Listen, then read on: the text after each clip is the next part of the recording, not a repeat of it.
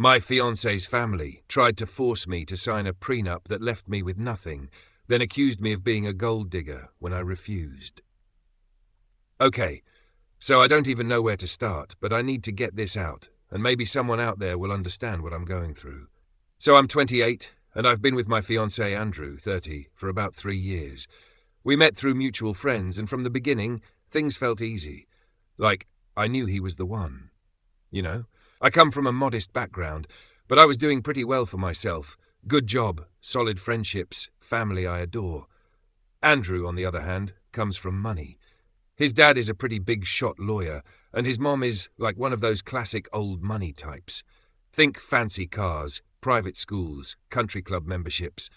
His family has always had it all, and I've always felt like I was kind of living in their shadow, but in a way that never felt too bad. They were always nice to me, and we got along fine. But all of that changed when Andrew proposed. We'd been talking about marriage for a while, but the proposal came out of nowhere. One weekend, Andrew took me to this cute cabin in Lake Tahoe. I know, classic romantic move, and he popped the question. Of course, I said yes. I was on top of the world, thought I was marrying the love of my life, all that cheesy stuff. Everything felt perfect. But then, like a week after, Andrew's mom, Victoria, I just knew this wasn't going to be good. Calls me out of the blue. She says, "Hey, honey, we need to talk about the wedding and some of the formalities." I didn't think much of it at first. I figured she was just being a little extra about the planning, maybe the guest list or something. So I drive over to their house in Beverly Hills. It's this massive 3-story mansion with marble floors, the whole thing. I pull up in my old Honda Civic, which, trust me, sticks out like a sore thumb in a neighborhood full of Bentleys and Rolls-Royces. But whatever. I'm used to it. Victoria greets me with her usual warm smile, the one that never quite reaches her eyes, and she invites me in. We sit down, and she starts talking about how excited she is for the wedding. Then, out of nowhere, she drops the bomb. She says, "Sweetie, we need to have you sign a prenup before the wedding." I froze. Like I legit didn't know how to respond. I thought maybe I misheard her. I mean, I come from a family where you're lucky if you get a decent birthday gift, let alone a prenup, you know? But Victoria was just looking at me like this was a totally normal conversation. Now, I know a lot of people get prenups, especially when there's a lot of money involved. I didn't grow up with much, but I get that people want to protect what they've worked for, especially when they've got kids. But the way Victoria was talking about it, it didn't feel right. It felt off. So I ask her, "Okay, but what exactly does the prenup look like? What's in it?" She smiles and hands me the document. At first glance, I thought it was just some generic form, so I start skimming through it. Then I start reading more carefully, and my heart drops. It wasn't just a prenup. It was like a total financial lockout. The terms were insane. If Andrew and I ever got divorced, I would walk away with nothing. Nada. Not even half of what we'd built together. His assets? Protected. His family's money? Protected. All of my stuff? Gone. Even the stuff I'd brought into the marriage.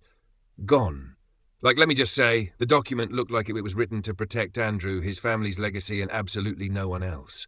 It felt like a joke. I couldn't hide my shock. I looked up at Victoria, and I'm trying to stay calm, but honestly, my blood was boiling. "Wait, hold on," I said. "You're asking me to sign something that literally leaves me with nothing if this doesn't work out? No, this can't be right." Victoria, without missing a beat, goes, "Sweetheart, it's just business. You can't blame us for wanting to protect Andrew's future. I mean, look at what's at stake here." And that's when it hit me. She wasn't talking about Andrew's well-being. She was talking about the family wealth. This wasn't about love or protecting someone's heart. This was about making sure their money stayed in the family no matter what. And that really pissed me off. I tried to stay composed, but I was fuming inside. "I get it," I said, "but this is not okay. This prenup is ridiculous. I'm not going to sign this." Victoria just smiled again, like I was some naive little girl who didn't understand the game. "Oh, sweetie, it's really not that big of a deal. Everyone in our family does it. It's just a formality. You're marrying Andrew, not the family fortune, right?"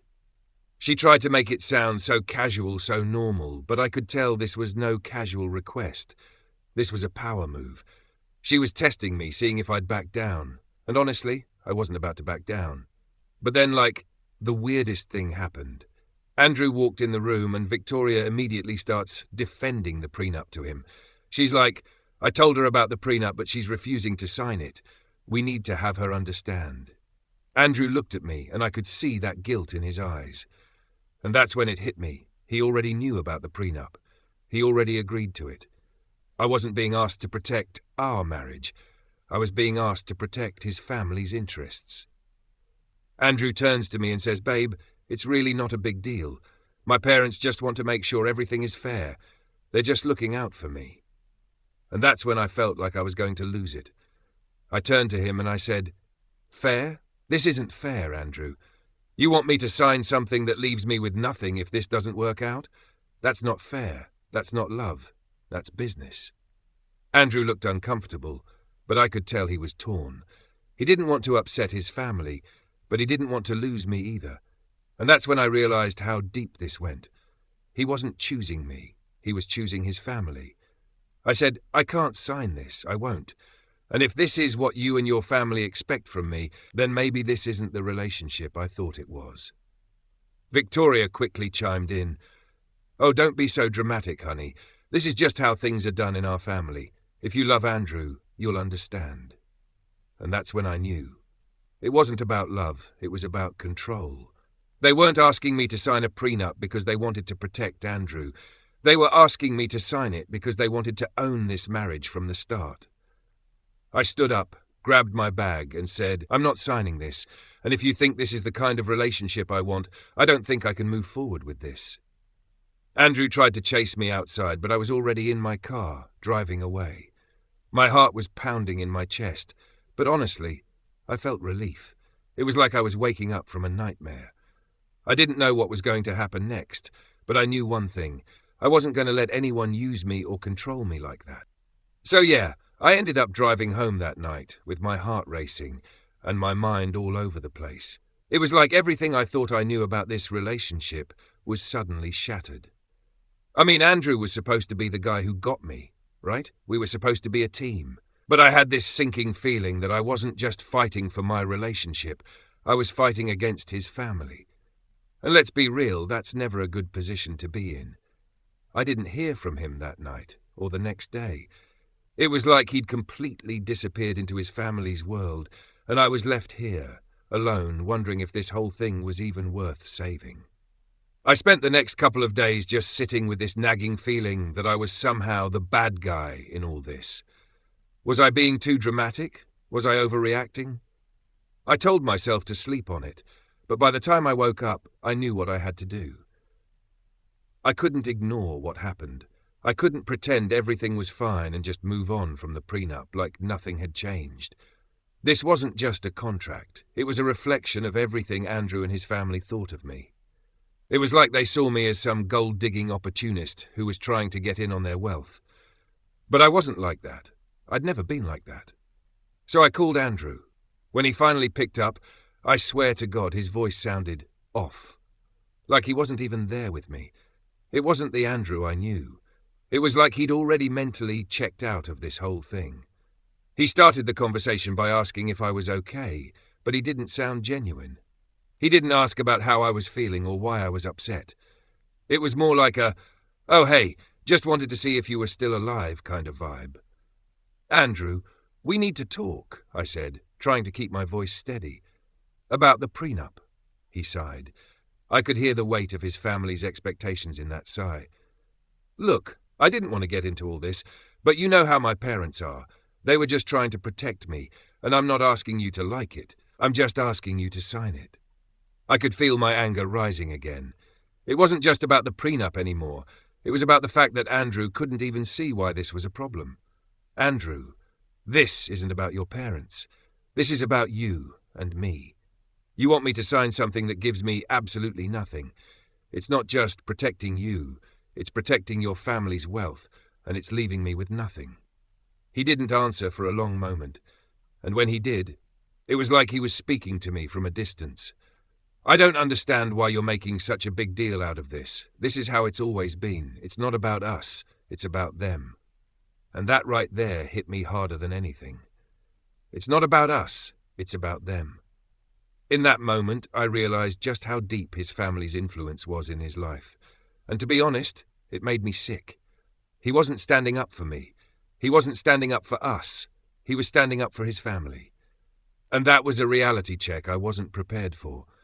But I wasn't just going to roll over. I said, "No, Andrew, this is about us. If we're going to get married, then we need to start with a foundation of trust, not with a piece of paper that says you don't trust me."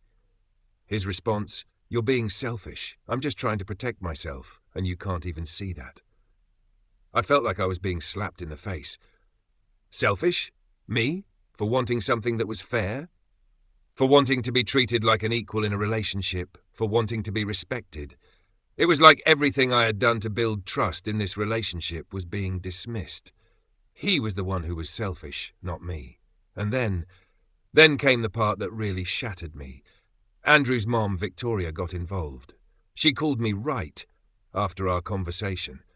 At first, I thought maybe it was a mistake, but when I picked up, she started right in on me, like she'd been waiting for this moment. "Sweetheart, I don't know why you're being so difficult," she said, her tone sugary sweet, but you could hear the venom underneath. "Andrew's just trying to do the right thing. He's always been a good boy, and all we're asking is that you sign a simple piece of paper. If you can't do that, then I don't know what to tell you." At that point, I didn't even know what to say anymore. I was beyond frustrated, but I also knew that this wasn't just some random family drama. This was about me, and how they saw me. To them, I was nothing more than a financial transaction.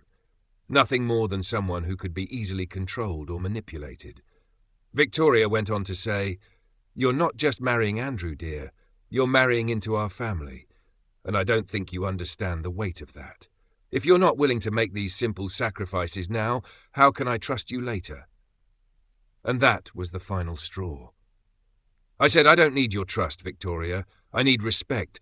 I need to be seen as an equal, not as someone who's just here to take what's handed to me. If that's not something you can give me, then maybe we shouldn't go forward with this at all." There was a long pause on the other end, and for a second, I thought maybe she was going to back off. But then, with a sigh that made me want to throw my phone across the room, she said, "You'll regret this. Trust me, you're making a huge mistake." And with that, she hung up. That was the moment I knew that this wasn't just about a prenup. It wasn't about protection. It wasn't about love. It was about control. They weren't just asking me to sign a contract. They were asking me to sign away my dignity, my independence, and my future.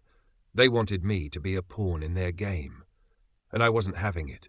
I spent the next few days in a whirlwind. I wasn't even sure where to go from here. Andrew wasn't texting me. He wasn't calling. It felt like I was being ghosted by the person I was supposed to be marrying. I was completely alone, and the person I thought I could count on wasn't even on my side. His family? They were just making everything worse. It was a pretty isolating time.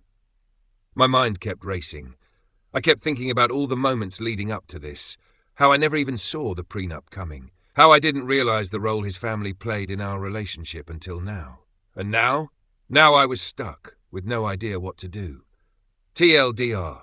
After refusing to sign a prenup that left me with nothing, Andrew's family turned on me, accusing me of being a gold digger and threatening to ruin my relationship with him. Things are getting worse, and I'm not sure where we go from here.